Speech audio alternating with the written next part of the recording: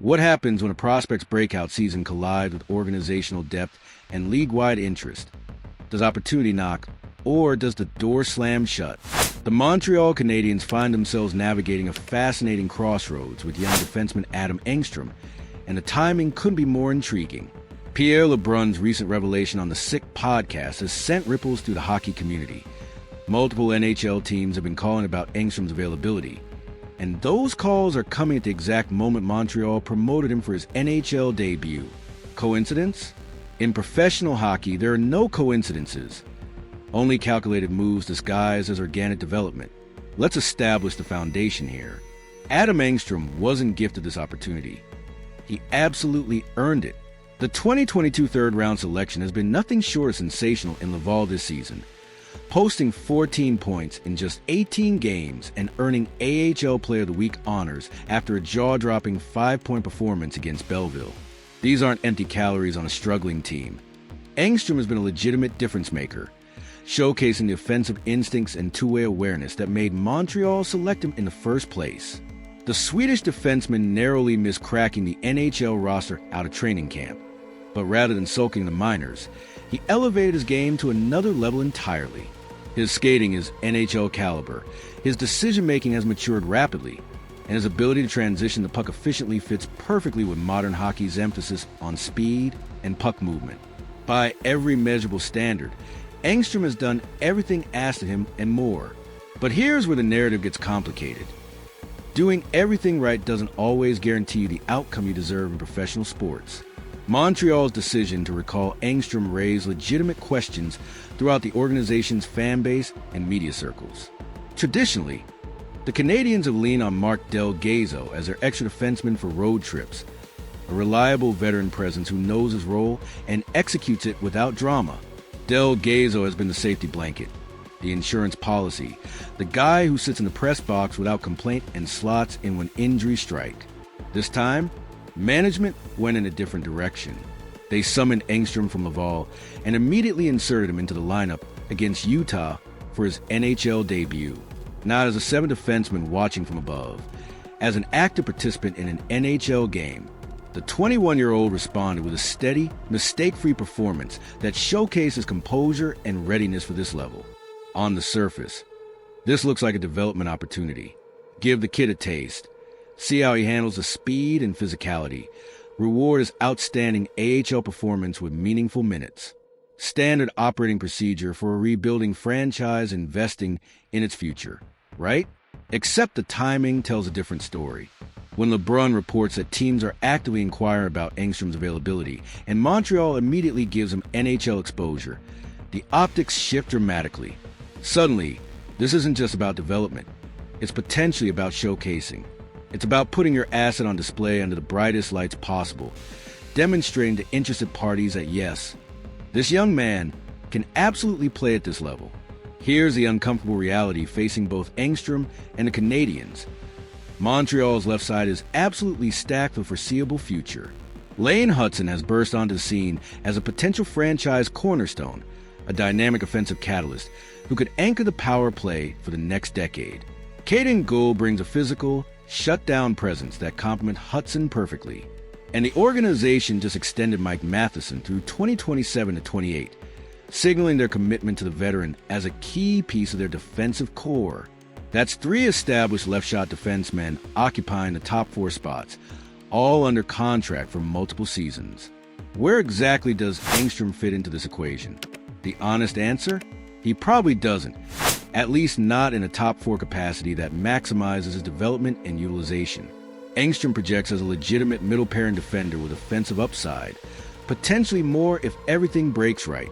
But projecting as a middle-pairing guy means absolutely nothing if you're blocked by 3 players ahead of you on the organizational depth chart.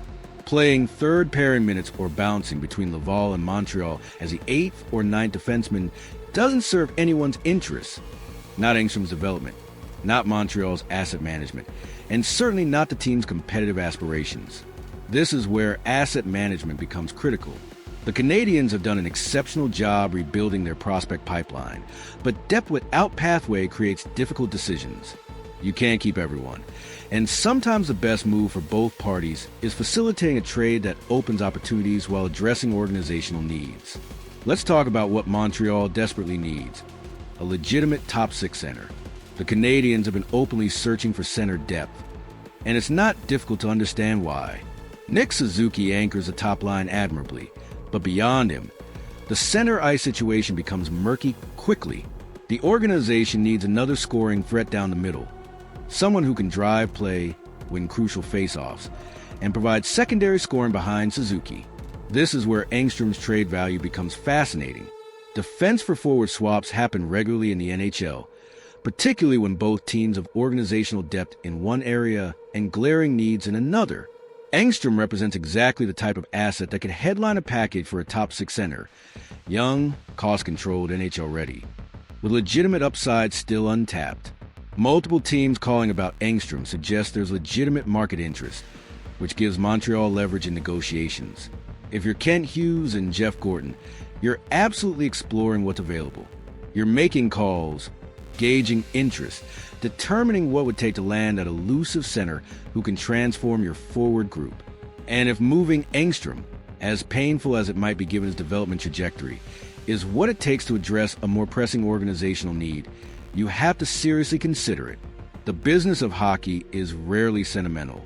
It's about maximizing assets, addressing weaknesses, and positioning your organization for sustained success. Sometimes that means trading a player you genuinely like for a player you need more. So let's address the elephant in the room. Is Montreal showcasing Engstrom for a potential trade, or are they genuinely evaluating him as part of their future plans? The evidence supporting the showcase theory is compelling. Teams are calling. Montreal has an identified need at center. Engstrom faces a difficult path to meaningful minutes, given the organizational depth ahead of him. His recall came at a curious time, deviating from established patterns. He was immediately inserted into the lineup, rather than sitting as a healthy scratch. All of these factors point toward management putting him on display for interested parties. But Marco D'Amico's reporting from RG.org adds an important counterpoint. There are a few teams that like Adam Engstrom, but the Canadiens possibly like him even more. They're interested to see what Engstrom can do at the NHL level.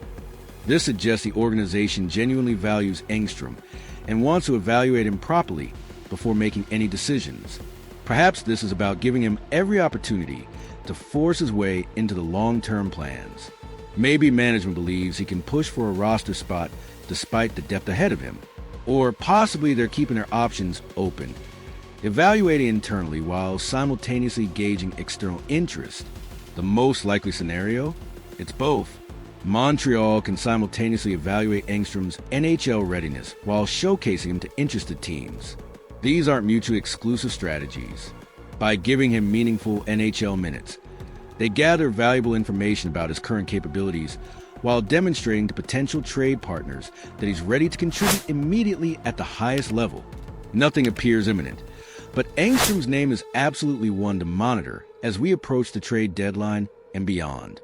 If Montreal continues giving him NHL opportunities, that tells us something significant about either their evaluation of his fit within the organization or their confidence in his trade value. Possibly both. Scenario 1. The trade, Montreal receives an offer they can't refuse for a top six center, and Engstrom headlines a package going the other way. He gets an opportunity with an organization that has clearer pathway to top 4 minutes, and the Canadiens address their most pressing need. Scenario 2. The audition.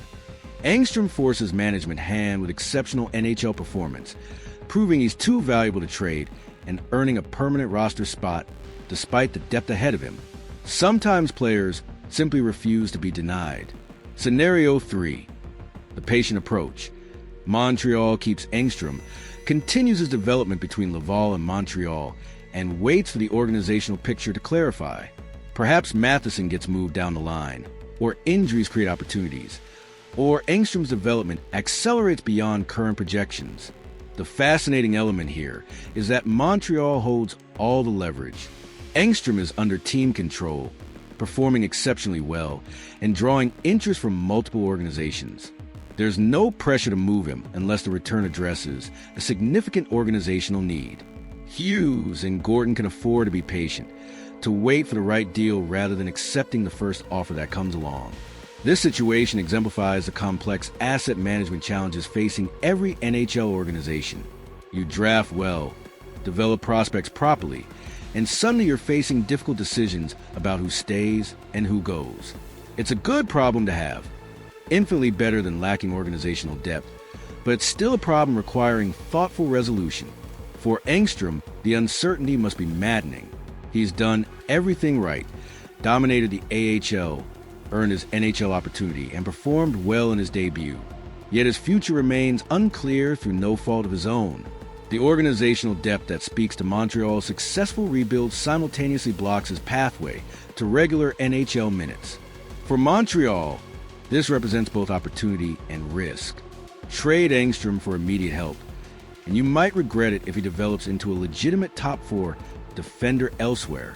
Keep him, and you risk wasting crucial development years shuttling between leagues while your organizational need at center remains unaddressed. The next few weeks and months will reveal management's thinking. Do they value Engstrom's long-term potential more than addressing immediate needs? Can they find a trade that satisfies both objectives? Or will they continue evaluating, gathering information, and keeping all options open until the perfect opportunity presents itself? Are the Canadiens showcasing Adam Engstrom ahead of a possible trade? The evidence strongly suggests they're at minimum exploring all options. Whether that exploration leads to an actual transaction depends on factors we can't yet see. What offers materialize, how Engstrom performs in additional NHL opportunities, whether other trade chips emerge, and what Montreal's management ultimately prioritizes. What's certain is this: Engstrom has positioned himself as a legitimate NHL prospect with trade value. Montreal has organizational depth on defense and pressing needs up front. Multiple teams have expressed interest. The ingredients for a significant transaction are absolutely present. The question isn't whether Engstrom could be traded. It's whether he should be traded and at what price. That's a question only Kent Hughes can answer, and he's not showing his cards just yet. What do you think Montreal should do with Adam Engstrom? Should they keep developing him despite the organizational logjam, or trade him while his value is high to address their center ice needs? Drop your thoughts in the comments below, and don't forget to like this video if you want more in-depth Canadiens analysis.